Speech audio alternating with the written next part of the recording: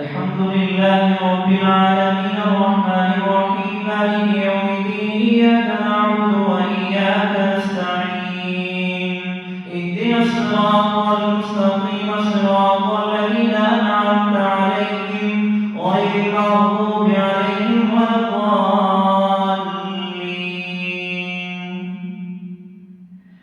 ألف لام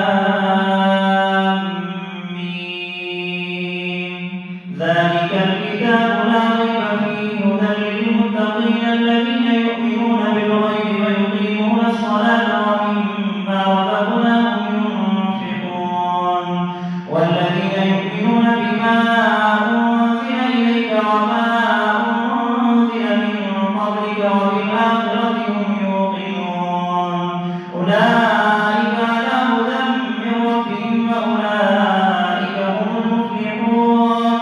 إن الذين كفروا سواء عليهم أأنذرتهم أم لم تنذرهم لا يؤمنون ختم الله على قلوبهم وعلى سمعهم وعلى أبصارهم غشاوة ولهم عذاب عظيم.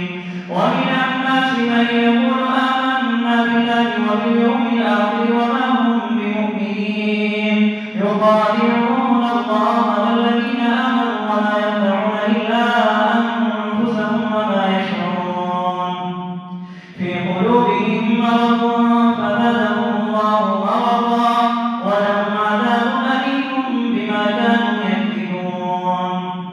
وإذا قيل لهم لا تفسدوا في الأرض قالوا إنما نحن مصلحون ألا إنهم هم المفسدون ولكن لا يشعرون. وإذا قيل لهم آمنوا كما آمن الناس قالوا أنؤمن كما آمن السفهاء ألا إنهم هم السفهاء ولكن لا يعلمون.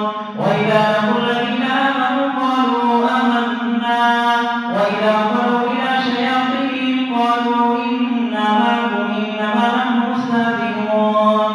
الله يستهزئ بهم ويمدهم في طغيانهم يعمهون.